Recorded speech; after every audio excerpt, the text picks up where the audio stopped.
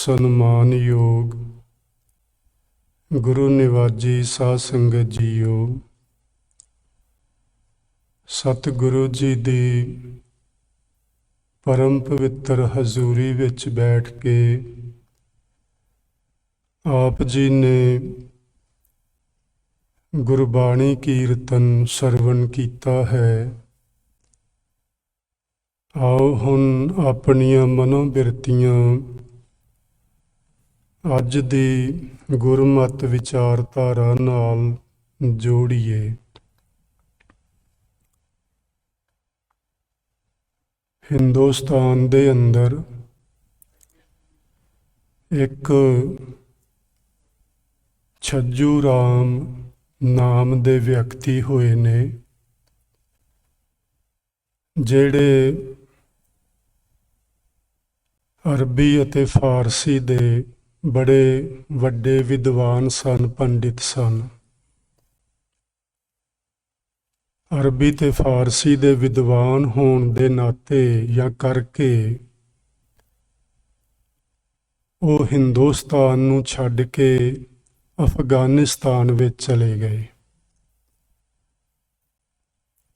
ਅਫਗਾਨਿਸਤਾਨ ਵਿੱਚ ਇੱਕ ਗਜ਼ਨੀ ਕਰਕੇ ਸ਼ਹਿਰ ਹੈ, ਜਿੱਥੇ ਜਾ ਕੇ ਉਹਨਾਂ ਨੇ ਵਸੇਬਾ ਬਣਾ ਲਿਆ। ਉੱਥੇ ਉਹਨਾਂ ਨੂੰ ਨੌਕਰੀ ਮਿਲ ਗਈ। ਜਿਹੜਾ ਉਸ ਵਕਤ ਦਾ ਗਜ਼ਨੀ ਦਾ ਹੁਕਮਰਾਨ ਸੀ, ਉਸ ਦੇ ਉਹ ਮੀਰ ਮੁਨਸ਼ੀ ਥਾਪੇ ਗਏ। 1630 ਈਸਵੀ ਵਿੱਚ ਉਹਨਾਂ ਨੇ ਹਿੰਦੁਸਤਾਨ ਛੱਡਿਆ, ਗਜ਼ਨੀ ਚਲੇ ਗਏ, ਪਰਿਵਾਰ ਸਹਿਤ ਉੱਥੇ ਰਹੇ। 1633 ਈਸਵੀ ਵਿੱਚ ਉਹਨਾਂ ਦੇ ਘਰ ਇੱਕ ਪੁੱਤਰ ਨੇ ਜਨਮ ਲਿਆ। ਉਸ ਦਾ ਨਾਮ ਉਹਨਾਂ ਨੇ ਨੰਦ ਲਾਲ ਰੱਖਿਆ। ਨੰਦ ਲਾਲ ਛੋਟੀ ਉਮਰ ਤੋਂ ਬੜੇ ਤੇਜ਼ ਬੁੱਧੀ ਦੇ ਮਾਲਕ ਸਨ। ਕੋਈ ਵੀ ਪੜ੍ਹਾਈ ਹੋਵੇ ਉਹ ਛੇਤੀ ਨਾਲ ਪੜ੍ਹ ਲੈਂਦੇ, ਉਸ ਨੂੰ ਸਮਝ ਲੈਂਦੇ। ਹਿੰਦੂ ਪਰਿਵਾਰ ਵਿੱਚ ਜਨਮ ਹੋਣ ਦੇ ਕਾਰਨ ਹਿੰਦੀ ਅਤੇ ਸੰਸਕ੍ਰਿਤ ਇਹ ਤੇ ਮਾਨੋ ਉਹਨਾਂ ਦੀ ਮਾਂ ਬੋਲੀ ਹੀ ਸੀ। ਗਜ਼ਨੀ ਵਿੱਚ ਰਹਿੰਦਿਆਂ ਉਹਨਾਂ ਨੂੰ ਅਰਬੀ ਅਤੇ ਫਾਰਸੀ ਪੜ੍ਹਾਉਣ ਵਾਸਤੇ ਉਹਨਾਂ ਦੇ ਪਿਤਾ ਛੱਜੂ ਰਾਮ ਜੀ ਨੇ ਖਾਸ ਅਧਿਆਪਕ ਰੱਖੇ ਤੇ ਉਹਨਾਂ ਦੀ ਪੜ੍ਹਾਈ ਕਰਵਾਈ। ਉਹਨਾਂ ਦੀ ਉਮਰ 12 ਸਾਲਾਂ ਦੀ ਹੋਈ। ਛੱਜੂ ਰਾਮ ਨੇ ਆਪਣੇ ਕੁਲ ਗੁਰੂ ਨੂੰ ਬੁਲਾਇਆ, ਜੋ ਇੱਕ ਵੈਸ਼ਨੂ ਸਨ, ਤੇ ਉਹਨਾਂ ਨੂੰ ਆਖਿਆ, ਮੇਰੇ ਬੇਟੇ ਨੂੰ ਵੈਸ਼ਨੂ ਧਰਮ ਦਾ ਧਾਰਨੀ ਬਣਾਇਆ ਜਾਏ। ਉਹਨਾਂ ਦਾ ਗੁਰੂ ਪਹੁੰਚਿਆ ਤੇ ਗੁਰੂ ਦੇ ਵਿਚਾਰ ਨੂੰ ਸੁਣ ਕੇ ਬਾਲਕ ਨੰਦ ਲਾਲ ਨੇ ਇਹ ਗੱਲ ਆਖੀ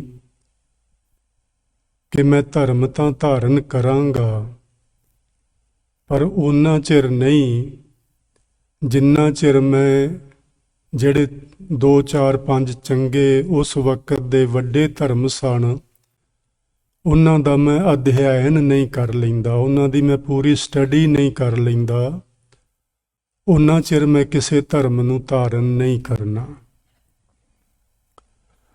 ਉਹਨਾਂ ਦੇ ਪਿਤਾ ਜੀ ਬੜੇ ਸਿਆਣੇ ਵਿਦਵਾਨ ਸਨ। ਉਹਨਾਂ ਨੇ ਆਪਣੇ ਬੱਚੇ ਦੀ ਇਸ ਖਾਹਿਸ਼ ਨੂੰ ਇੱਕਦਮ ਮੰਨ ਲਿਆ। ਆਖਣ ਲੱਗੇ, ਬਿਲਕੁਲ ਠੀਕ ਹੈ ਬੇਟਾ, ਤੁਸੀਂ ਧਰਮਾਂ ਦਾ ਅਧਿਐਨ ਕਰੋ, ਜਿਹੜਾ ਧਰਮ ਤੁਹਾਨੂੰ ਚੰਗਾ ਲੱਗੇ ਉਸੇ ਨੂੰ ਹੀ ਧਾਰਨ ਕਰਨਾ। ਮੈਂ ਪਿੱਛੇ ਗੱਲ ਕਰਦਾ ਸਾਂ ਤੁਹਾਡੇ ਨਾਲ ਕਿ ਸਾਨੂੰ ਨਾ ਕਥਾ ਵਿੱਚੋਂ ਕੁਝ ਨੁਕਤੇ ਉਹਨਾਂ ਨੂੰ ਫੜ ਲੈਣਾ ਚਾਹੀਦਾ ਹੈ। ਅਸੀਂ ਪੂਰੀ ਦੁਨੀਆ ਦੇ ਲੋਕ, ਨਾ ਕਿ ਇਕੱਲੇ ਸਿੱਖ, ਆਪਣੇ ਬੱਚਿਆਂ ਉੱਤੇ ਅਸੀਂ ਇੱਕ ਧਰਮ ਠੋਸਦੇ ਹਾਂ ਕਿ ਤੁਸੀਂ ਇਸ ਧਰਮ ਨੂੰ ਅਪਣਾਉਣਾ ਹੈ। ਅਸਲ ਵਿੱਚ ਅਸੀਂ ਬੱਚਿਆਂ ਨੂੰ ਇਹ ਆਜ਼ਾਦੀ ਨਹੀਂ ਦਿੰਦੇ ਕਿ ਤੁਸੀਂ ਪਹਿਲਾਂ ਧਰਮਾਂ ਦਾ ਅਧਿਐਨ ਕਰੋ, ਜਿਹੜਾ ਚੰਗਾ ਤੁਹਾਨੂੰ ਲੱਗੇ ਉਸ ਨੂੰ ਤੁਸੀਂ ਧਾਰਨ ਕਰੋ। ਤੇ ਉਹ ਗੱਲ ਮੇਰਾ ਖਿਆਲ ਹੈ ਬਹੁਤ ਚੰਗੀ ਹੋਵੇ, ਬੱਚਿਆਂ ਉੱਤੇ ਜ਼ਬਰਦਸਤੀ ਨਹੀਂ ਕਰਨੀ ਚਾਹੀਦੀ। ਛੱਜੂ ਰਾਮ ਨੇ ਇੱਕਦਮ ਗੱਲ ਮੰਨ ਲਈ ਕਿ ਬੇਟਾ ਤੇਰੀ ਗੱਲ ਬਹੁਤ ਚੰਗੀ ਏ, ਤੂੰ ਅਧਿਐਨ ਕਰ। ਉਹ ਕਰਦਾ ਰਿਹਾ। 18-19 ਸਾਲਾਂ ਦੀ ਉਹਦੀ ਉਮਰ ਹੋਈ ਸੀ ਜਦੋਂ 2 ਸਾਲਾਂ ਦੇ ਅੰਦਰ ਅੰਦਰ ਨੰਦ ਲਾਲ ਦੇ ਪਹਿਲਾਂ ਮਾਤਾ ਜੀ ਤੇ ਫਿਰ ਪਿਤਾ ਜੀ ਇਹ ਦੋਵੇਂ ਹੀ ਅਕਾਲ ਚਲਾਣਾ ਕਰ ਗਏ। ਨੰਦ ਲਾਲ ਗਜ਼ਨੀ ਦੇ ਅੰਦਰ ਇਕੱਲੇ ਰਹਿ ਗਏ, ਭਾਵੇਂ ਇੱਕ ਅਮੀਰ ਪਰਿਵਾਰ ਨਾਲ ਸੰਬੰਧ ਰੱਖਦੇ ਸਨ, ਪਰ ਉੱਥੇ ਉਹਨਾਂ ਦਾ ਹੁਣ ਮਨ ਨਹੀਂ ਸੀ ਲੱਗਦਾ, ਭਾਵੇਂ ਉਹ ਗਜ਼ਨੀ ਵਿੱਚ ਹੀ ਪੈਦਾ ਹੋਏ ਨੇ, ਪਰ ਉਹਨਾਂ ਦਾ ਪਿਛੋਕੜ ਜਿਹੜਾ ਹੈ ਉਹ ਹਿੰਦੁਸਤਾਨ ਦਾ ਹੈ। ਮਾਤਾ ਪਿਤਾ ਉੱਥੋਂ ਗਏ ਸਨ, ਰਿਸ਼ਤੇਦਾਰੀਆਂ ਸੱਜਣ ਮਿੱਤਰ ਬਜ਼ੁਰਗਾਂ ਦੇ ਸਾਰੇ ਉੱਥੇ ਹੀ ਸਨ। ਉਹਨਾਂ ਨੂੰ ਇਹ ਪਿਛਲੀ ਖਿੱਚ ਬੜੀ ਪੈਂਦੀ ਸੀ। ਆਖਰ ਉਹਨਾਂ ਨੇ ਫੈਸਲਾ ਕਰ ਲਿਆ ਕਿ ਮੈਂ ਗਜ਼ਨੀ ਛੱਡ ਕੇ ਹਿੰਦੁਸਤਾਨ ਚਲੇ ਜਾਣਾ ਹੈ। ਉਹ ਮੁਲਤਾਨ ਆ ਗਏ ਸਨ। ਮੁਲਤਾਨ ਸ਼ਹਿਰ ਦੇ ਅੰਦਰ ਇੱਕ ਦਿੱਲੀ ਦਰਵਾਜ਼ਾ ਨਾਂ ਦੀ ਜਗ੍ਹਾ ਏ। ਉਸ ਜਗ੍ਹਾ ਤੇ ਆ ਕੇ ਉਹਨਾਂ ਨੇ ਆਪਣਾ ਘਰ ਖਰੀਦਿਆ ਜਾਂ ਬਣਵਾਇਆ, ਉੱਥੇ ਉਹ ਰਹਿਣ ਲੱਗ ਪਏ। ਜਿੱਥੇ ਉਹ ਰਹਿੰਦੇ ਸਨ ਉਹਦੇ ਆਲੇ ਦੁਆਲੇ ਹੋਰ ਵੀ ਕਈ ਲੋਕਾਂ ਨੇ ਘਰ ਬਣਾ ਲਏ। ਇੱਕ ਉਹ ਸੋਹਣਾ ਮਹੱਲਾ ਬਣ ਗਿਆ ਤੇ ਉਸ ਮਹੱਲੇ ਦਾ ਨਾਮ ਹੀ ਆਗਾਪੁਰ ਪੈ ਗਿਆ। ਨੰਦ ਲਾਲ ਦੇ ਕੋਲ ਇੱਕ ਨੌਕਰ ਸੀ, ਉਹ ਨੰਦ ਲਾਲ ਨੂੰ ਆਗਾ ਆਖ ਕੇ ਬੁਲਾਉਂਦਾ ਹੁੰਦਾ ਸੀ। ਆਗਾ ਦਾ ਮਤਲਬ, ਇਹ ਫਾਰਸੀ ਦਾ ਸ਼ਬਦ ਹੈ, ਮੈਂ ਕੱਲ੍ਹ ਹੀ ਪੜ੍ਹਿਆ ਇਹਦੇ ਬਾਰੇ। ਇਹਦਾ ਮਤਲਬ ਹੈ ਸੁਆਮੀ ਜਾਂ ਮਾਲਕ। ਉਹ ਨੰਦ ਲਾਲ ਨੂੰ ਆਪਣਾ ਮਾਲਕ ਕਹਿੰਦਾ ਸੀ, ਆਗਾ ਆਖ ਕੇ ਬੁਲਾਉਂਦਾ ਸੀ। ਇਸੇ ਬਿਨਾਂ ਤੇ ਉਸ ਮਹੱਲੇ ਦਾ ਨਾਂ ਹੀ ਆਗਾਪੁਰ ਪੈ ਗਿਆ। ਉੱਥੇ ਰਹਿੰਦਿਆਂ ਨੰਦ ਲਾਲ ਜੀ ਦਾ ਵਿਆਹ ਇੱਕ ਸਿੱਖ ਪਰਿਵਾਰ ਦੇ ਵਿੱਚ ਹੋਇਆ। ਜਿਹੜੀ ਬੀਬੀ ਨਾਲ ਵਿਆਹ ਹੋਇਆ ਉਹਦਾ ਪਿਆਰ ਗੁਰੂ ਘਰ ਨਾਲ ਬਹੁਤ ਸੀ। ਹੁਣ ਅਸੀਂ ਇਹ ਗੱਲ ਸਮਝ ਲੈਣੀ ਹੈ ਕਿ ਨੰਦ ਲਾਲ ਬਾਕੀ ਕਈ ਧਰਮਾਂ ਦਾ ਅਧਿਐਨ ਕਰ ਚੁੱਕੇ ਸਨ। ਹਿੰਦੂ ਧਰਮ ਦਾ, ਇਸਲਾਮ ਦਾ ਉਦੋਂ ਕਾਫੀ ਬੋਲਬਾਲਾ ਸੀ, ਉਸ ਦਾ, ਬੁੱਧ ਮਤ ਦਾ, ਇਤਿਆਦਿਕ ਉਹਨਾਂ ਨੇ ਧਰਮਾਂ ਦਾ ਚੰਗਾ ਅਧਿਐਨ ਕੀਤਾ ਸੀ। ਸਿੱਖ ਬੀਬੀ ਨਾਲ ਵਿਆਹ ਹੋਣ ਕਾਰਨ ਉਹਨਾਂ ਨੇ ਫਿਰ ਸਿੱਖ ਧਰਮ ਦਾ ਵੀ ਅਧਿਐਨ ਕੀਤਾ। ਕਾਫੀ ਚੰਗੀਆਂ ਚੀਜ਼ਾਂ ਲੱਗੀਆਂ।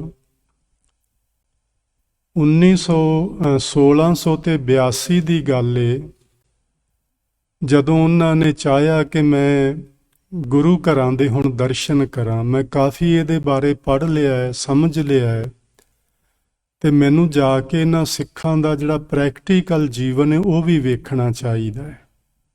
ਵੇਖੋ ਕਿੰਨੀਆਂ ਸਿਆਣੀਆਂ ਗੱਲਾਂ ਨੇ, ਔਰ ਇਹ ਸਾਨੂੰ ਸਭਨਾਂ ਨੂੰ ਸਮਝਣੀਆਂ ਚਾਹੀਦੀਆਂ ਨੇ। ਅਸੀਂ ਵੇਖੋ ਵੇਖੀ ਸਿੱਖ ਬਣੇ ਹੋਏ ਆ, ਸਾਨੂੰ ਦਿਲੋਂ ਸਿੱਖੀ ਪਤਾ ਨਹੀਂ ਕਿਸੇ ਨੂੰ ਪਿਆਰੀ ਹੈ ਕਿ ਨਹੀਂ, ਪਰ ਅਸੀਂ ਵੇਖਾ ਵੇਖੀ ਜ਼ਿਆਦਾ ਇਹਨਾਂ ਚੀਜ਼ਾਂ ਨੂੰ ਅਪਣਾ ਲੈਂਦੇ ਹਾਂ। ਈਸਾਈਆਂ ਦੇ ਘਰ 'ਚ ਬੱਚਾ ਪੈਦਾ ਹੋਵੇ, ਉਹ ਵੇਖੋ ਵੇਖੀ ਈਸਾਈ ਬਣ ਜਾਂਦਾ। ਮੇਰੀ ਮਾਂ ਈਸਾਈ ਸੀ, ਮੇਰਾ ਪਿਓ ਸੀ। ਹਿੰਦੂ ਪਰਿਵਾਰਾਂ 'ਚ ਪੈਦਾ ਹੋਏ ਬੱਚੇ ਹਿੰਦੂ ਬਣ ਜਾਂਦੇ ਨੇ ਕਿਉਂਕਿ ਮੇਰੇ ਮਾਤਾ ਪਿਤਾ ਹਿੰਦੂ ਸਨ। ਇਸੇ ਤਰ੍ਹਾਂ ਬਾਕੀ ਕੌਮਾਂ ਵਿੱਚ ਤੇ ਇਸੇ ਤਰ੍ਹਾਂ ਹੀ ਸਿੱਖਾਂ ਵਿੱਚ। ਪਰ ਭਾਈ ਨੰਦ ਲਾਲ ਵੇਖੋ ਵੇਖੀ ਦਾ ਸਿੱਖ ਨਹੀਂ ਸੀ ਬਣਨਾ ਚਾਹੁੰਦਾ। ਉਹ ਆਪਣੀ ਘਰਵਾਲੀ ਨੂੰ ਨਾਲ ਲੈ ਕੇ ਅੰਮ੍ਰਿਤਸਰ ਦੇ ਦਰਸ਼ਨ ਕਰਨ ਆਏ। ਅੰਮ੍ਰਿਤਸਰ ਸਾਹਿਬ ਦਰਸ਼ਨ ਕੀਤੇ।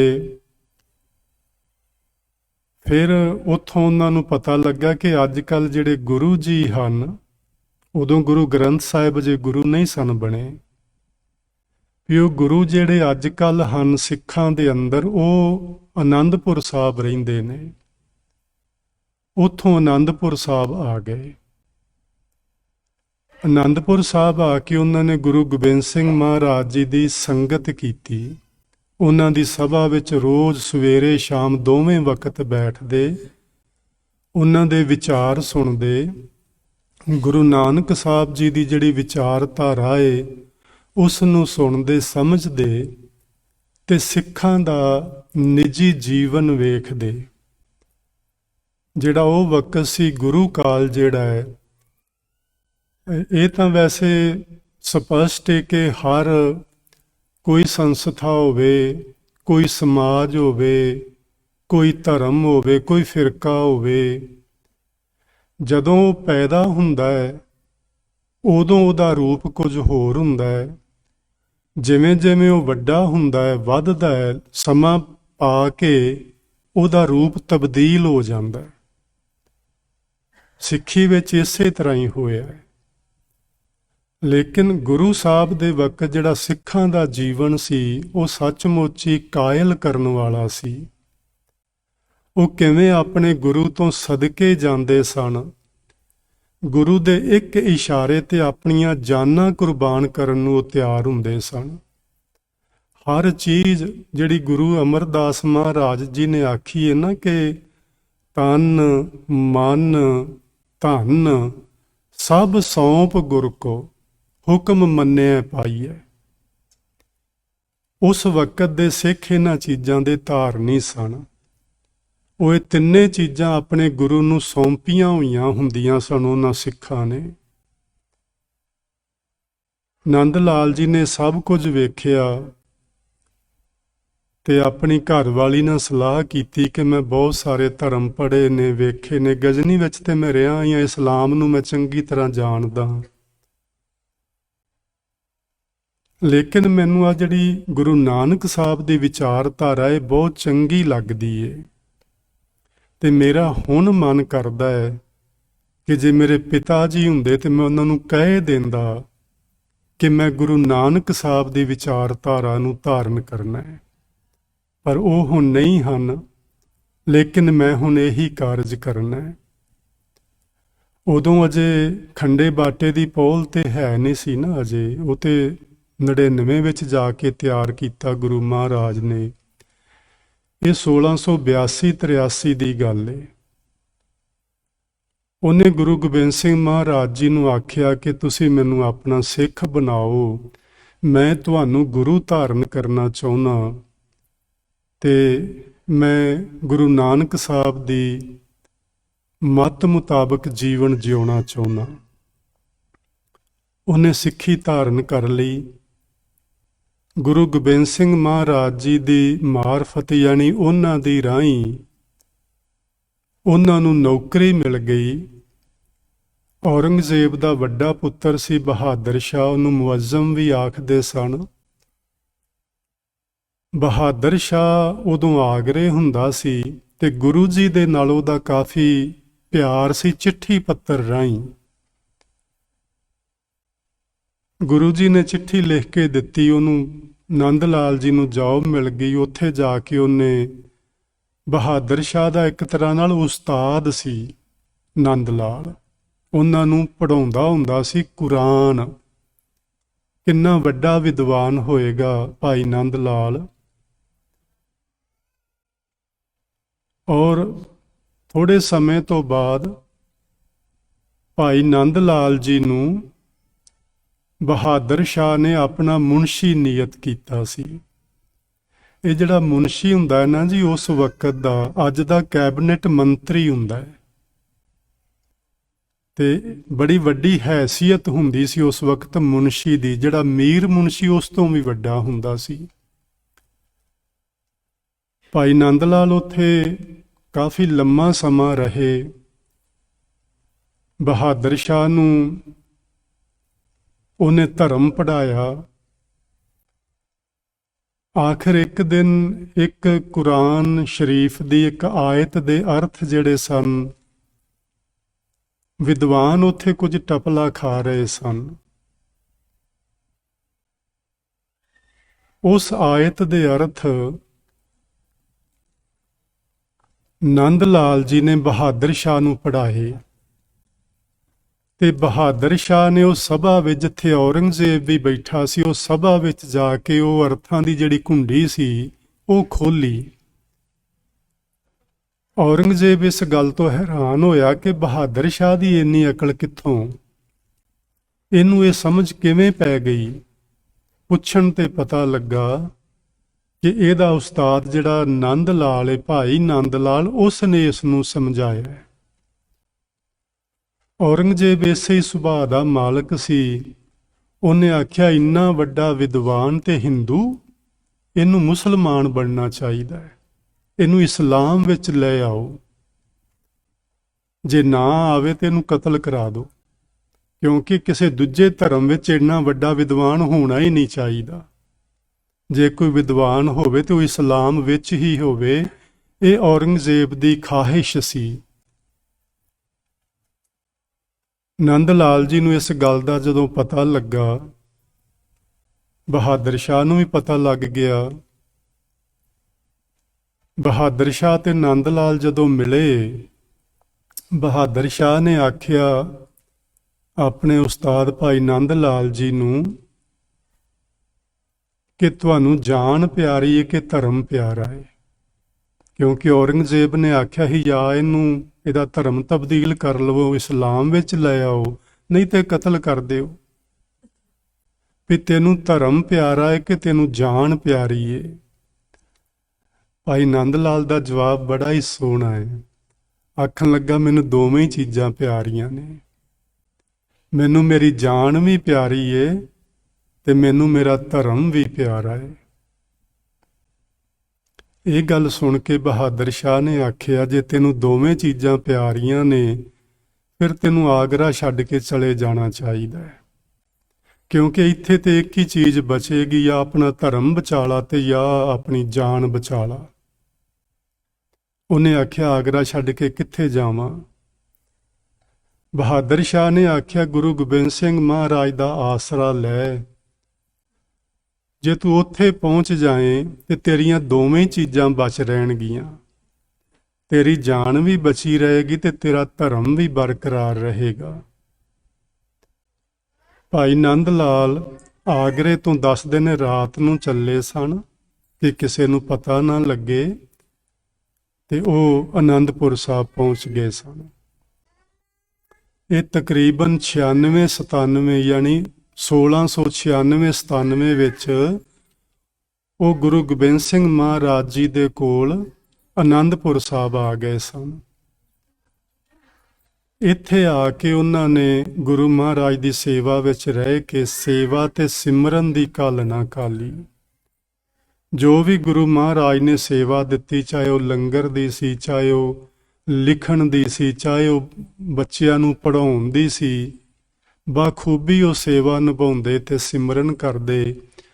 ਗੁਰੂ ਗੋਬਿੰਦ ਸਿੰਘ ਮਹਾਰਾਜ ਤੋਂ ਤੇ ਉਹ ਵਾਰਨੇ ਜਾਂਦੇ ਸਨ। ਇਹ ਉਹਨਾਂ ਦੇ ਹੀ ਬਚਨ ਨੇ ਜੀ, ਭਾਈ ਨੰਦ ਲਾਲ ਸਿੰਘ ਜੀ ਦੇ। ਕਾਦਰੇ ਹਰ ਕਾਰ ਗੁਰੂ ਗੋਬਿੰਦ ਸਿੰਘ, ਬੇਕਸਾਂ ਰਾ ਯਾਰ ਗੁਰੂ ਗੋਬਿੰਦ ਸਿੰਘ। ਇਸ ਧਰਤੀ ਉੱਤੇ ਜਿਹਦਾ ਕੋਈ ਨਹੀਂ ਹੁੰਦਾ, ਉਹਦਾ ਗੁਰੂ ਗੋਬਿੰਦ ਸਿੰਘ ਹੁੰਦਾ ਹੈ।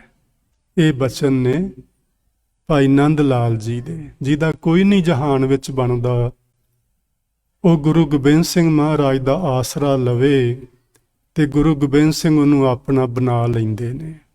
ਇਹ ਉਹਨਾਂ ਦੇ ਬਚਨ ਨੇ। ਬੜੀ ਸੇਵਾ ਕੀਤੀ, ਬਹੁਤ ਸਿਮਰਨ ਕੀਤਾ। ਉਹਨਾਂ ਨੇ 5-6 ਕਿਤਾਬਾਂ ਲਿਖੀਆਂ। ਉੱਥੇ ਰਹਿੰਦਿਆਂ ਉਹਨਾਂ ਨੇ ਰਹਿਤਨਾਮਾ ਲਿਖਿਆ, ਉੱਥੇ ਰਹਿੰਦਿਆਂ ਉਹਨਾਂ ਨੇ ਤਨਖਾਹਨਾਮਾ ਲਿਖਿਆ। ਇੱਕ ਉਹਨਾਂ ਕਿਤਾਬ ਲਿਖੀ ਫਾਰਸੀ ਵਿੱਚ, ਉਹਦਾ ਨਾਂ ਉਹਨਾਂ ਰੱਖਿਆ ਬੰਦਗੀ ਨਾਮਾ।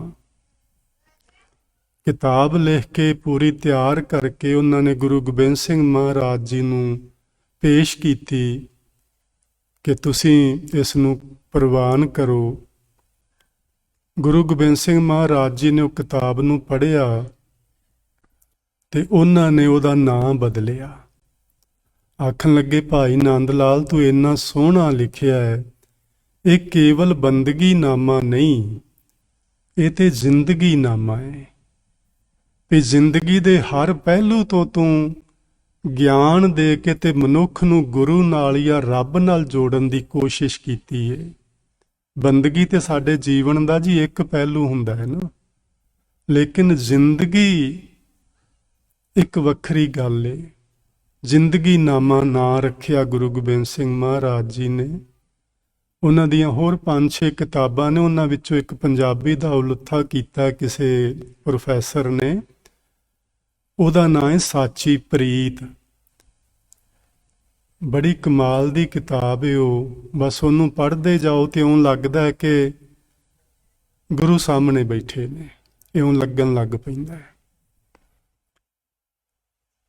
ਭਾਈ ਨੰਦ ਲਾਲ ਜੀ ਗੁਰੂ ਮਹਾਰਾਜ ਜੀ ਦੇ ਕੋਲ ਤਕਰੀਬਨ 1703 ਜਾਂ 4 ਈਸਵੀ ਤੱਕ ਰਹੇ। 1699 ਵਿੱਚ ਗੁਰੂ ਜੀ ਨੇ ਖੰਡੇ ਬਾਟੇ ਦੀ ਪਹੁਲ ਤਿਆਰ ਕੀਤੀ।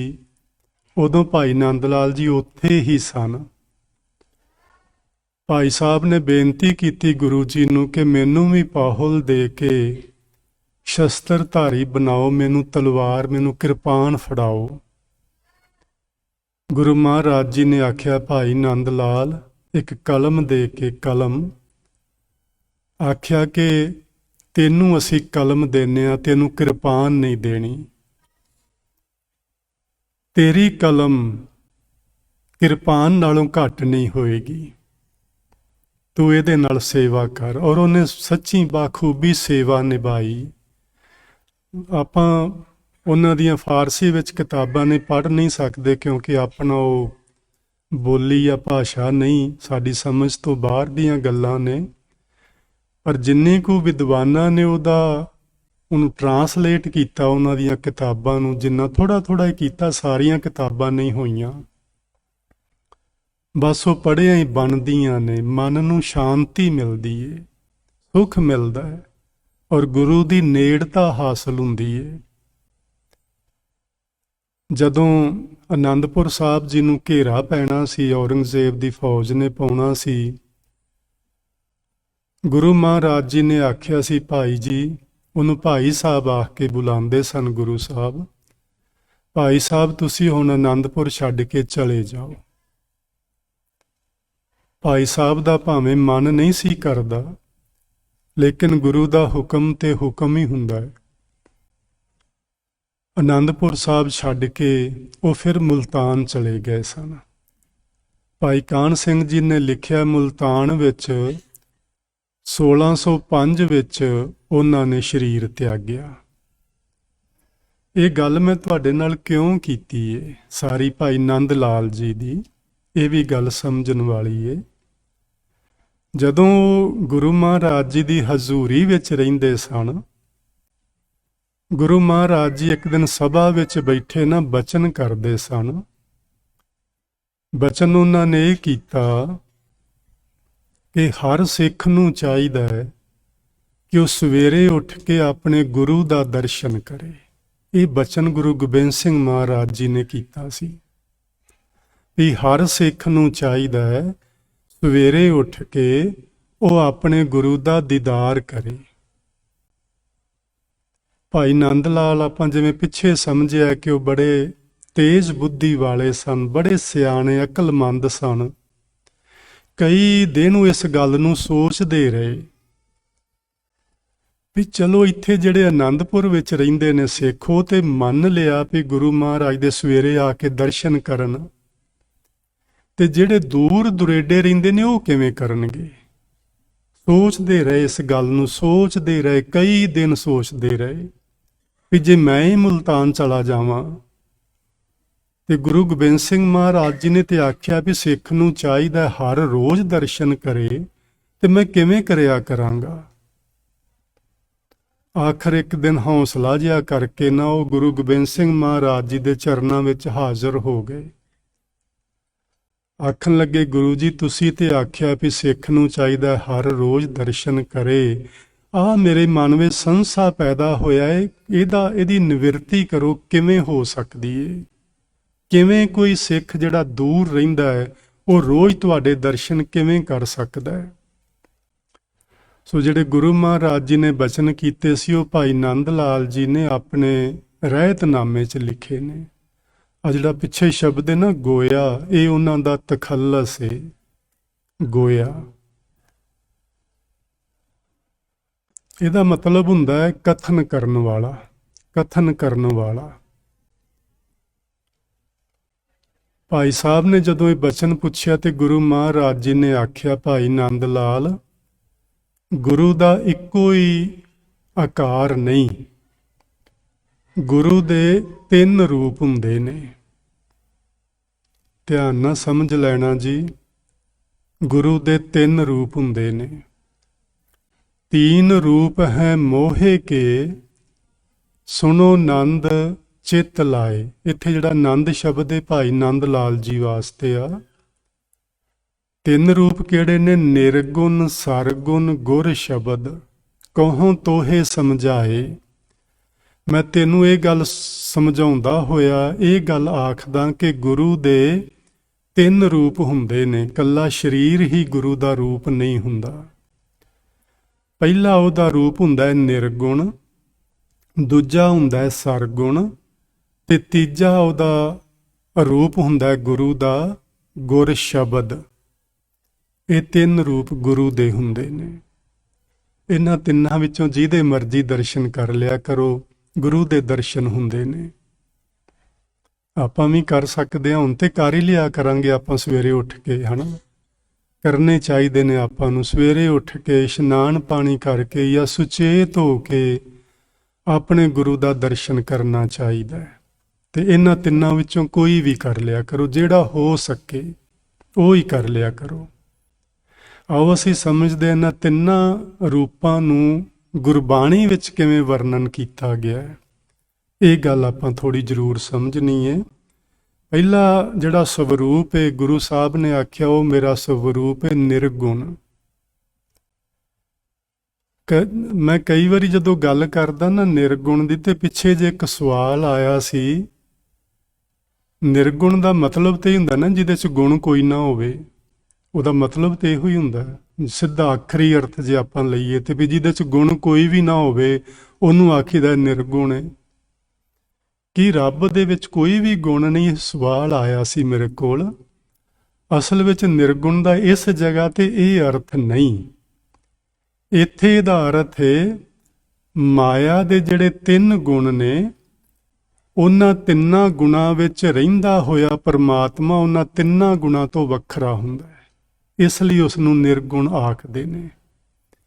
ਮਾਇਆ ਦੇ 3 ਗੁਣ ਨੇ, ਰਜੋ ਗੁਣ, ਤਮੋ ਗੁਣ ਤੇ ਸਤੋ ਗੁਣ, ਜਿਨ੍ਹਾਂ ਵਿੱਚ ਅਸੀਂ ਸਾਰਾ ਸੰਸਾਰ ਹਾਂ, ਸਾਰੇ ਸੰਸਾਰ ਦੇ ਜੀਵ ਹਨ। ਪਰਮੇਸ਼ਵਰ ਇਹਨਾਂ 3 ਗੁਣਾਂ ਵਿੱਚ ਰਹਿੰਦਾ ਹੋਇਆ ਇਹਨਾਂ 3 ਗੁਣਾਂ ਤੋਂ ਨਿਰਲੇਪ ਰਹਿੰਦਾ ਹੈ, ਇਹਨਾਂ ਦਾ ਪ੍ਰਭਾਵ ਨਹੀਂ ਉਹਦੇ ਤੇ ਪੈਂਦਾ, ਇਸ ਲਈ ਉਸ ਨੂੰ ਨਿਰਗੁਣ ਆਖਦੇ ਨੇ। ਗੁਰੂ ਅਰਜਨ ਦੇਵ ਮਹਾਰਾਜ ਜੀ ਨੇ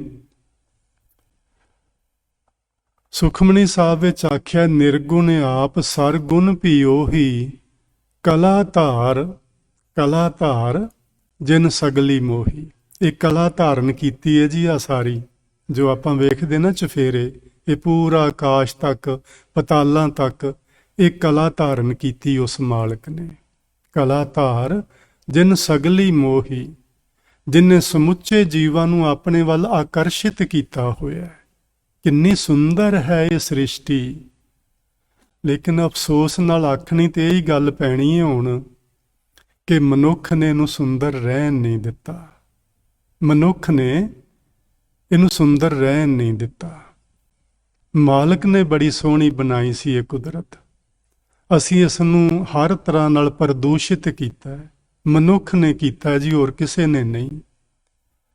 ਮਨੁੱਖ ਨਾਲੋਂ ਪਸ਼ੂ ਪੰਛੀ ਜ਼ਿਆਦਾ ਗਿਣਤੀ ਵਿੱਚ ਨੇ ਜੀ ਇਸ ਧਰਤੀ ਉੱਤੇ। ਉਹਨਾਂ ਨੇ ਇੰਨਾ ਵਿਗਾੜ ਨਹੀਂ ਇਹਦਾ ਕੀਤਾ, ਉਹਨਾਂ ਨੇ ਸਗੋਂ ਸੰਵਾਰਿਆ ਇਸ ਕੁਦਰਤ ਨੂੰ। ਮਨੁੱਖ ਨੇ ਇਸ ਨੂੰ ਵਿਗਾੜਿਆ ਔਰ ਇਹ ਮਨੁੱਖ 84 ਲੱਖ ਜੂਨੀਆਂ ਵਿੱਚੋਂ ਸਿਰਮੌਰ ਹੈ। ਜੇ ਸਿਰਮੌਰ ਦੀ ਇਹ ਹਾਲਤ ਤੇ ਬਾਕੀਆਂ ਦਾ ਕੀ ਬਣੇਗਾ? ਕੀ ਸਾਨੂੰ ਨਹੀਂ ਸਮਝਣਾ ਚਾਹੀਦਾ ਮਨੁੱਖਾਂ ਨੂੰ ਕਿ ਅਸੀਂ ਕੁਝ ਤਾਂ ਸੋਚੀਏ? ਇੰਨੀ ਵਧੀਆ ਇੰਨੀ ਸੁੰਦਰ ਕੁਦਰਤ ਮਾਲਕ ਨੇ ਬਣਾਈ, ਅਸੀਂ ਉਸ ਦਾ ਕਿਵੇਂ ਦਾ ਰੂਪ ਵਿਗਾੜ ਕੇ ਰੱਖ ਦਿੱਤਾ। ਅਜੇ ਵੀ ਸਮਝ ਆਈਏ, ਚੰਗੇ ਰਹਾਂਗੇ। ਭਗਤ ਪੂਰਨ ਸਿੰਘ ਆਖਦੇ ਹੁੰਦੇ ਸਨ, ਕੁਦਰਤ ਨਾਲ ਛੇੜਖਾਨੀ ਨਾ ਕਰੋ। ਜਿਵੇਂ ਜਿਵੇਂ ਅਸੀਂ ਇਸ ਕੁਦਰਤ ਨਾਲ ਛੇੜਾਖਾਨੀ ਕੀਤੀ, ਮਨੁੱਖ ਪਰੇਸ਼ਾਨ ਹੀ ਹੋ ਰਿਹਾ ਜੀ। ਇਹਨੂੰ ਕੋਈ ਸੁੱਖ ਨਹੀਂ ਮਿਲਣਾ ਕੁਦਰਤ ਨਾਲ ਖਰਾਬੀਆਂ ਕਰਕੇ। ਸੋ ਆਪਾਂ ਯਤਨ ਕਰੀਏ ਉਹਦਾ ਜਿਹੜਾ ਇਹ ਸਰਗੁਣ ਰੂਪ ਹੈ ਉਸ ਨੂੰ ਵੀ ਸਮਝੀਏ ਤੇ ਉਸ ਦੇ ਨਿਰਗੁਣ ਰੂਪ ਨੂੰ ਵੀ ਸਮਝੀਏ ਤੇ ਫਿਰ ਉਹਦਾ ਆਪਾਂ ਦਰਸ਼ਨ ਕਰਨਾ ਹੈ। ਦਰਸ਼ਨ ਦੀ ਇੱਕ ਦਿਨ ਮੈਂ ਤੁਹਾਡੇ ਨਾਲ ਗੱਲ ਕਰਦਾ ਸਾਂ ਵੀ ਅੱਖਾਂ ਨਾਲ ਵੇਖਣਾ ਕੇਵਲ ਇਹੋ ਹੀ ਦਰਸ਼ਨ ਨਹੀਂ ਹੁੰਦਾ, ਇਹ ਵੀ ਦਰਸ਼ਨ ਹੈ, ਪਰ ਕੇਵਲ ਇਹੋ ਹੀ ਦਰਸ਼ਨ ਨਹੀਂ। ਦਰਸ਼ਨ ਹੁੰਦਾ ਗੁਰੂ ਦੀ ਮੱਤ ਨੂੰ ਸਮਝਣਾ ਤੇ ਜੀਵਨ ਵਿੱਚ ਅਪਣਾਉਣਾ, ਇਹ ਗੁਰੂ ਦਾ ਸਹੀ ਦਰਸ਼ਨ ਹੁੰਦਾ ਹੈ। ਸੋ ਆਪਾਂ ਇਹ 3 ਤਰ੍ਹਾਂ ਨਾਲ ਗੁਰੂ ਦਾ ਦਰਸ਼ਨ ਕਰਿਆ ਕਰਨਾ ਹੁਣ, ਤੇ ਇਹਨੂੰ ਚੰਗੀ ਤਰ੍ਹਾਂ ਸਮਝ ਲੈਣਾ ਕਿ ਗੁਰੂ ਜੀ ਨਿਰਗੁਣ ਦੇ ਬਾਰੇ ਕੀ ਆਖਦੇ ਨੇ। ਗੁਰਬਾਣੀ ਵਿੱਚ ਗੁਰੂ, ਗੁਰ ਅਤੇ ਸਤਿਗੁਰ ਸ਼ਬਦ ਵਰਤੇ ਗਏ ਨੇ।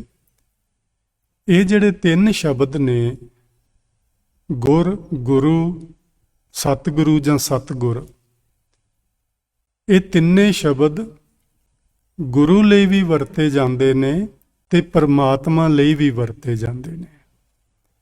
ਇਹ ਬੜਾ ਔਖਾ ਹੁੰਦਾ ਹੈ ਗੁਰਬਾਣੀ ਵਿੱਚੋਂ ਪਹਿਚਾਨਣਾ ਕਿ ਕਿਹੜਾ ਸ਼ਬਦ ਸਤਿਗੁਰ ਪਰਮਾਤਮਾ ਲਈ ਵਰਤਿਆ ਗਿਆ ਹੈ ਤੇ ਕਿਹੜਾ ਸ਼ਬਦ ਸਤਿਗੁਰ ਗੁਰੂ ਲਈ ਵਰਤਿਆ ਗਿਆ, ਗੁਰੂ ਨਾਨਕ ਸਾਹਿਬ ਲਈ ਵਰਤਿਆ ਗਿਆ। ਇਹਨੂੰ ਪਹਿਚਾਨਣਾ ਥੋੜਾ ਔਖਾ ਹੁੰਦਾ ਹੈ, ਪਰ ਜੇ ਤੁਸੀਂ ਗੁਰਬਾਣੀ ਦਾ ਅਧਿਐਨ ਥੋੜਾ ਧਿਆਨ ਨਾਲ ਕਰੋ ਤੇ ਫਿਰ ਸਮਝ ਆਉਣ ਲੱਗ ਪੈਂਦੀ ਹੈ, ਇੰਨਾ ਔਖਾ ਨਹੀਂ।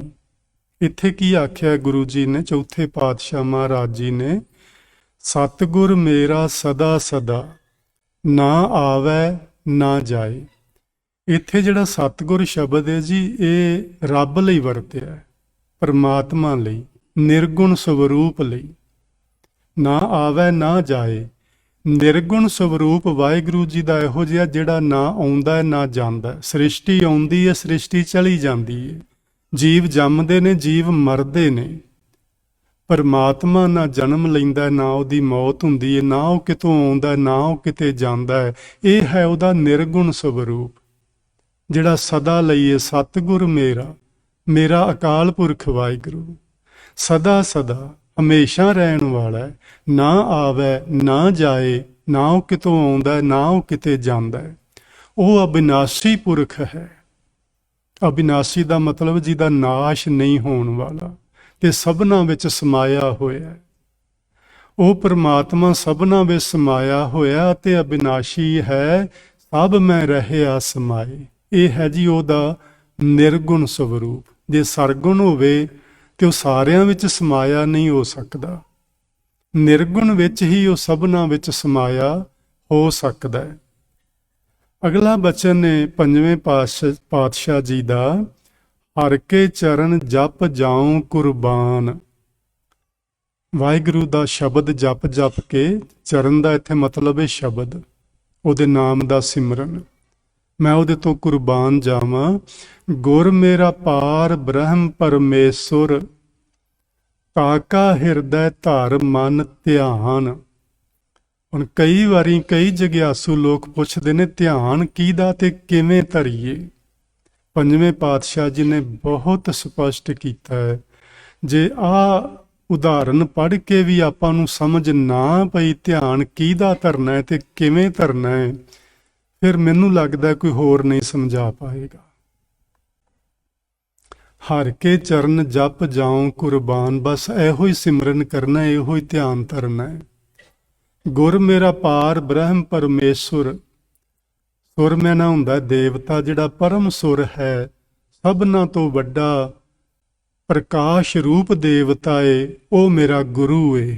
ਉਹ ਹੈ ਪਾਰ ਬ੍ਰਹਮ ਪਰਮੇਸ਼ਵਰ, ਅਕਾਲ ਪੁਰਖ ਵਾਹਿਗੁਰੂ। ਤਾਕਾ ਹਿਰਦੈ ਧਰ ਮਨ ਧਿਆਨ, ਹੈ ਮੇਰੇ ਮਨਾ ਉਸ ਦਾ ਆਪਣੇ ਹਿਰਦੇ ਵਿੱਚ ਧਿਆਨ ਧਰਿਆ ਕਰ। ਕਿੰਨਾ ਸਪਸ਼ਟ ਹੈ। ਧਿਆਨ ਕਿਹਦਾ ਧਰਨਾ ਹੈ, ਕਿਵੇਂ ਧਰਨਾ ਹੈ? ਨਿਰਗੁਣ ਵਾਹਿਗੁਰੂ ਦਾ ਧਰਨਾ ਹੈ। ਅਗਲਾ ਬਚਨ ਹੈ ਜੀ ਸਰਗੁਣ ਵਾਲਾ। ਸਰਗੁਣ ਉਹਨੂੰ ਕਹਿੰਦੇ ਨੇ ਜਿਹੜਾ ਅੱਖਾਂ ਨਾਲ ਦਿਸਦਾ ਹੋਵੇ, ਜਿਹਦੇ ਉੱਤੇ ਮਾਇਆ ਦੇ ਤਿੰਨੇ ਗੁਣ ਪ੍ਰਭਾਵ ਪਾਉਂਦੇ ਹੋਣ, ਜਾਂ ਉਹ ਤਿੰਨਾਂ ਗੁਣਾਂ ਦੇ ਵਿੱਚ ਹੋਵੇ। ਜੇ ਸਰੀਰ ਸੀ ਗੁਰੂ ਦਾ, ਉਹ ਤਿੰਨਾਂ ਗੁਣਾਂ ਤੋਂ ਬਾਹਰ ਨਹੀਂ ਸੀ। ਗੁਰੂ ਬਾਹਰ ਸੀ, ਸਰੀਰ ਨਹੀਂ ਸੀ ਬਾਹਰ। ਇਹ ਗੱਲਾਂ ਸਮਝਣ ਵਾਲੀਆਂ ਨੇ ਜੀ। ਗੁਰੂ ਤੇ ਸਰੀਰ ਵਿੱਚ ਫਰਕ ਕੀ ਏ? ਹੁਣ ਤੇ ਚਲੋ ਸਮਾਂ ਥੋੜਾ, ਫਿਰ ਕਦੀ ਆਪਾਂ ਗੱਲ ਕਰਾਂਗੇ। ਸਰੀਰ ਤੇ ਗੁਰੂ ਵਿੱਚ ਇੱਕ ਬਹੁਤ ਵੱਡਾ ਅੰਤਰ ਏ। ਗੁਰੂ ਇੱਕ ਗੁਰ ਹੈ, ਇੱਕ ਸਿਧਾਂਤ ਹੈ। ਗੁਰੂ ਇੱਕ ਫਲਸਫਾ ਹੈ। ਸਰੀਰ ਜਿਹਦੇ ਵਿੱਚ ਉਹ ਫਲਸਫਾ ਟਿਕਿਆ ਹੁੰਦਾ, ਇੱਕ ਭਾਂਡਾ ਏ ਜਿਹਦੇ ਵਿੱਚੋਂ ਕੋਈ ਚੀਜ਼ ਪੈਦਾ ਹੁੰਦੀ ਏ, ਉਹ ਸਰੀਰ ਏ। ਤੇ ਜੋ ਪੈਦਾ ਹੋਇਆ ਇਹਦੇ ਵਿੱਚੋਂ ਫਲਸਫਾ, ਉਹ ਗੁਰੂ ਏ। ਸਰਗੁਣ ਮਾਇਆ ਦੇ ਤਿੰਨਾਂ ਗੁਣਾਂ ਵਿੱਚ ਵਿਚਰਨ ਵਾਲਾ, ਉਸ ਨੂੰ ਸਰਗੁਣ ਆਖਦੇ ਨੇ। ਚੌਥੇ ਪਾਤਸ਼ਾਹ ਜੀ ਨੇ ਆਖਿਆ, ਸੱਜਣ ਮੇਰਾ ਏਕ ਤੂੰ ਕਰਤਾ ਪੁਰਖ ਸੁਜਾਨ। ਇੱਥੇ ਰੱਬ ਜੀ ਨੂੰ ਆਖਿਆ ਵੀ ਵਾਹਿਗੁਰੂ ਇੱਕੋ ਇੱਕ ਇਸ ਸੰਸਾਰ ਵਿੱਚ ਤੂੰ ਮੇਰਾ ਸੱਜਣ ਏ, ਤੂੰ ਹੀ ਮੇਰਾ ਕਰਤਾ ਏ, ਤੂੰ ਹੀ ਮੇਰੇ ਅੰਦਰ ਸਮਾਇਆ ਹੋਇਆ ਹੈ, ਤੂੰ ਹੀ ਮੇਰੇ ਅੰਦਰ ਦੀਆਂ ਜਾਣਨ ਵਾਲਾ ਹੈ। ਸਤਿਗੁਰ ਮੀਤ ਮਿਲਾਇਆ, ਇਹੋ ਜਿਹਾ ਵਾਹਿਗੁਰੂ ਮੈਨੂੰ ਮੇਰੇ ਮਿੱਤਰ ਸਤਿਗੁਰੂ ਨੇ ਮਿਲਾਇਆ ਹੈ। ਸਤਿਗੁਰ ਨੂੰ ਮਿੱਤਰ ਆਖ ਰਹੇ ਨੇ ਗੁਰੂ ਚੌਥੇ ਪਾਤਸ਼ਾਹ ਨਾ ਇਸ ਜਗ੍ਹਾ ਤੇ, ਵੀ ਸਤਿਗੁਰੂ ਜਿਹੜਾ ਨਾ ਉਹ ਮੇਰਾ ਮਿੱਤਰ ਏ। ਉਸ ਨੇ ਮੈਨੂੰ ਵਾਹਿਗੁਰੂ ਜੀ ਦੇ ਨਾਲ ਮਿਲਾਇਆ ਹੈ, ਜਿਹੜਾ ਨਿਰਗੁਣ ਸਰਗੁਣ ਵਿੱਚ ਵਿਚਰ ਰਿਹਾ ਹੈ, ਉਹਦੇ ਨਾਲ ਮੇਰੇ ਗੁਰੂ ਨੇ ਮੈਨੂੰ ਮਿਲਾਇਆ ਹੈ। ਇੱਥੇ ਸਤਿਗੁਰ ਮੀਤ ਸ਼ਬਦ ਜਿਹੜਾ ਹੈ, ਇਹ ਸਰੀਰ ਗੁਰੂ ਲਈ ਹੈ, ਗੁਰੂ ਨਾਨਕ ਸਾਹਿਬ ਲਈ ਹੈ, ਗੁਰੂ ਅਮਰਦਾਸ ਮਹਾਰਾਜ ਜੀ ਲਈ ਹੈ। ਗੁਰੂ ਅਮਰਦਾਸ ਮਹਾਰਾਜ ਜੀ ਲਈ ਤੇ ਗੁਰੂ ਚੌਥੇ ਪਾਤਸ਼ਾਹ ਨੇ ਸ਼ਬਦ ਵਰਤੇ ਨੇ, ਸਤਿਗੁਰ ਮਿੱਤਰ ਮੇਰਾ ਬਾਲ ਸਿਖਾਈ। ਜਦੋਂ ਗੁਰੂ ਨੂੰ ਮਿੱਤਰ ਮਿੱਤਰ ਬਾਰ-ਬਾਰ ਕਹਿ ਰਹੇ ਨੇ ਚੌਥੇ ਪਾਤਸ਼ਾਹ, ਤੇ ਕਿਸੇ ਨੇ ਪੁੱਛਿਆ ਹੀ ਹੋਣਾ ਮੈਨੂੰ ਲੱਗਦਾ ਹੈ ਵੀ ਇਹ ਤੇਰਾ ਮਿੱਤਰ ਗੁਰੂ ਕਦੋਂ ਕਦਾ ਹੈ? ਉਹਨਾਂ ਆਖਿਆ ਮੇਰਾ ਇਹ ਮਿੱਤਰ ਮੈਂ ਛੋਟਾ ਜਿਹਾ ਹੁੰਦਾ ਸਾਂ ਬਚਪਨੇ ਵਿੱਚ, ਜਦੋਂ ਦਾ ਇਹ ਬਜ਼ੁਰਗ ਮੇਰਾ ਮਿੱਤਰ ਬਣਿਆ ਹੋਇਆ ਹੈ। ਬਜ਼ੁਰਗ ਮਿੱਤਰ ਗੁਰੂ ਅਮਰਦਾਸ ਮਹਾਰਾਜ ਇੱਕ ਮਿੱਤਰ ਦੀ ਤਰ੍ਹਾਂ, ਇੱਕ ਦੋਸਤ ਦੀ ਤਰ੍ਹਾਂ ਉਹ ਛੋਟੇ ਜਿਹੇ ਬੱਚੇ ਨੂੰ ਪਿਆਰ ਕਰਦੇ ਸਨ। ਆਪਾਂ ਆਪਣੇ ਬੱਚਿਆਂ ਨੂੰ ਮਿੱਤਰਾਂ ਵਾਂਗੂ ਨਹੀਂ ਪਿਆਰ ਕਰਦੇ, ਆਪਾਂ ਬੱਚਿਆਂ ਵਾਂਗੂ ਕਰਦੇ ਹਾਂ। ਚਾਹੀਦਾ ਮਿੱਤਰਾਂ ਵਾਂਗੂ ਬੱਚਿਆਂ ਨਾਲ ਰਹਿਣਾ, ਤੇ ਬੱਚਿਆਂ ਨੂੰ ਵੀ ਚਾਹੀਦਾ ਆਪਣੇ ਮਾਤਾ ਪਿਤਾ ਨਾਲ ਮਿੱਤਰਾਂ ਵਾਂਗੂ ਦੋਸਤਾਂ ਵਾਂਗੂ ਰਹਿਣ। ਫਿਰ ਅਸੀਂ ਇੱਕ ਦੂਜੇ ਦੀ ਗੱਲ ਨੂੰ ਆਸਾਨੀ ਨਾਲ ਸਮਝ ਪਾਵਾਂਗੇ, ਕਿਉਂਕਿ ਫਰਕ ਹੁੰਦਾ ਹੈ ਨਾ ਜੀ। ਪਿਤਾ ਤੇ ਮਾਤਾ 25-30 ਵਰ੍ਹਿਆਂ ਦੇ ਨੇ ਜਾਂ 40 ਦੇ ਨੇ, ਬੱਚਾ ਜੇ ਹੁਣ ਪੈਦਾ ਹੋਇਆ ਹੈ, ਤੇ ਫਰਕ ਇਹ ਵਿੱਚ 20-25 ਸਾਲਾਂ ਦਾ, 30 ਸਾਲਾਂ ਦਾ। ਅਸੀਂ 30 ਸਾਲ ਪੁਰਾਣੇ ਆ, ਉਹ 30 ਸਾਲ ਨਵੇਂ ਨੇ, ਤੇ ਵਿਚਾਰਧਾਰਾ ਦਾ ਫਰਕ ਕੁਦਰਤੀ ਹੋਏਗਾ ਹੀ ਨਾ, ਥੋੜਾ ਬਹੁਤਾ ਨਹੀਂ, ਕਾਫੀ ਹੁੰਦਾ। ਤੇ ਜੇ ਮਿੱਤਰਾਂ ਵਾਂਗੂ ਵਿਹਾਰ ਕਰੀਏ ਤੇ ਫਿਰ ਇੱਕ ਦੂਜੇ ਨੂੰ ਸਮਝਣਾ ਔਖਾ ਨਹੀਂ ਹੁੰਦਾ। ਜੇ ਬੱਚਿਆਂ ਵਾਂਗੂ ਵਿਹਾਰ ਕਰਾਂਗੇ, ਬੱਚੇ ਸਾਨੂੰ ਨਹੀਂ ਸਮਝ ਸਕਣਗੇ, ਅਸੀਂ ਬੱਚਿਆਂ ਨੂੰ ਨਹੀਂ ਸਮਝ ਸਕਾਂਗੇ। ਗੁਰੂ ਚੌਥੇ ਪਾਤਸ਼ਾਹ ਜੀ ਨੇ ਆਖਿਆ ਸੀ, ਜਿਹੜਾ ਸਤਿਗੁਰੂ ਗੁਰੂ ਅਮਰਦਾਸ ਮਹਾਰਾਜ ਜੀ ਨੇ, ਇਹ ਤੇ ਮੇਰੇ ਬਚਪਨੇ ਦੇ ਸਾਥੀ ਨੇ, ਮਿੱਤਰ ਨੇ ਮੇਰੇ, ਤਾਂ ਦੋਸਤ ਨੇ ਮੇਰੇ। ਸਤਿਗੁਰ ਮਿੱਤਰ ਮੇਰਾ ਬਾਲ ਸਿਖਾਈ, ਹਉ ਰਹਿ ਨਾ ਸਕਾਂ ਬਿਨ ਦੇਖੇ ਮੇਰੀ ਮਾਈ। ਮੈਂ ਆਪਣੇ ਮਿੱਤਰ ਨੂੰ, ਆਪਣੇ ਦੋਸਤ ਗੁਰੂ ਨੂੰ ਵੇਖਣ ਤੋਂ ਬਿਨਾਂ ਹੁਣ ਰਹਿ ਹੀ ਨਹੀਂ ਸਕਦਾ। ਦੋਸਤੀ ਦੀ ਗੱਲ ਹੈ ਜੀ ਇਹ। ਦੋਸਤ ਨੂੰ ਮਿਲਣ ਤੋਂ ਬਿਨਾਂ ਰਹਿਣਾ ਬੜਾ ਕਠਿਨ ਹੁੰਦਾ, ਜੇ ਮਾਂ ਪਿਓ ਤੋਂ ਬਿਨਾਂ ਰਹਿ ਲਈਦਾ ਹੈ। ਦੋਸਤ ਨੂੰ ਮਿਲ ਕੇ, ਜਿਹਦੇ ਨਾਲ ਸੱਚੀ ਦੋਸਤੀ ਹੋਵੇ, ਉਹਨੂੰ ਮਿਲਣ ਤੋਂ ਬਿਨਾਂ ਰਹਿਣਾ ਅਤੀ ਮੁਸ਼ਕਿਲ ਹੋ ਜਾਂਦਾ ਹੈ।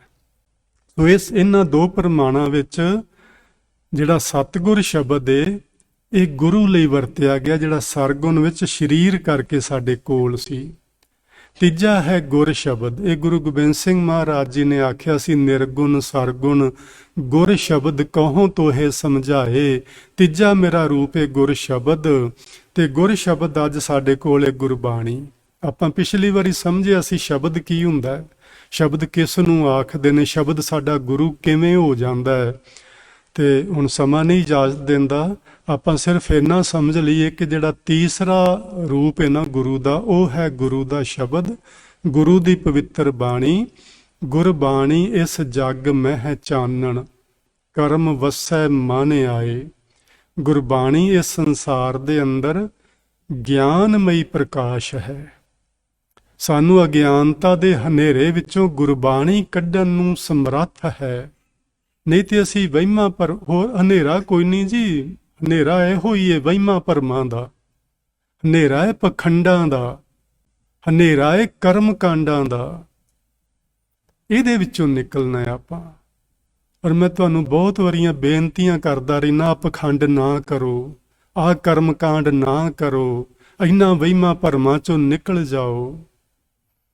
ਬਹੁਤ ਸਾਰੇ ਪ੍ਰਾਣੀ ਨਿਕਲੇ ਨੇ, ਐਸਾ ਨਹੀਂ ਕਿ ਕੋਈ ਵੀ ਨਹੀਂ ਨਿਕਲਿਆ, ਪਰ ਬਹੁਤ ਸਾਰੇ ਪ੍ਰਾਣੀ ਐਸੇ ਵੀ ਵੇਖਣ ਨੂੰ ਮਿਲਦੇ ਨੇ, ਉਹ ਆਖਣਗੇ ਸਾਨੂੰ ਸਮਝ ਤੇ ਆ ਗਈ ਏ ਵੀ ਇਹ ਕਰਮ ਕਾਂਡ ਹੀ, ਇਹ ਪਖੰਡ ਹੀ ਜਿਹੜਾ ਅਸੀਂ ਕਰਨ ਲੱਗੇ ਹਾਂ, ਪਰ ਕਰਨਾ ਪੈਣਾ।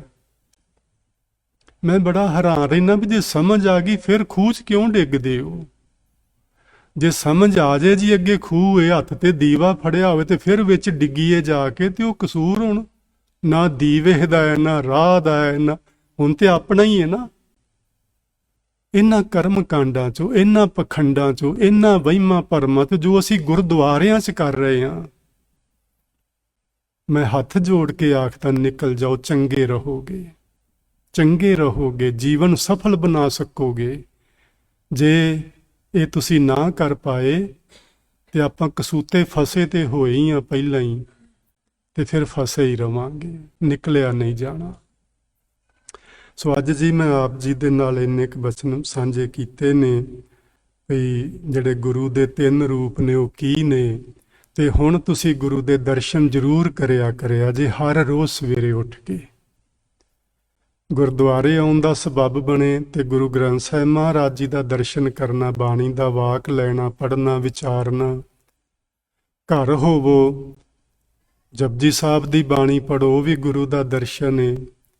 ਕਿਤੇ ਐਸੀ ਥਾਂ ਤੇ ਹੋਵੋ ਜਿੱਥੇ ਤੁਹਾਡੇ ਕੋਲ ਗੁਰ ਸ਼ਬਦ ਵੀ ਨਹੀਂ, ਗੁਟਕਾ ਵੀ ਨਹੀਂ, ਕੁਝ ਵੀ ਨਹੀਂ, ਉੱਥੇ ਨਿਰਆਕਾਰ ਵਾਹਿਗੁਰੂ ਨੂੰ ਯਾਦ ਕਰਨਾ, ਇਹ ਵੀ ਉਹਦਾ ਹੀ ਦਰਸ਼ਨ ਹੈ। ਉਸ ਮਾਲਕ ਨੂੰ ਚੇਤੇ ਵਿੱਚ ਵਸਾ ਲੈਣਾ, ਵਾਹਿਗੁਰੂ ਵਾਹਿਗੁਰੂ ਦਾ ਅਭਿਆਸ ਕਰਨਾ, ਇਹ ਵੀ ਉਹਦਾ ਦਰਸ਼ਨ ਹੈ।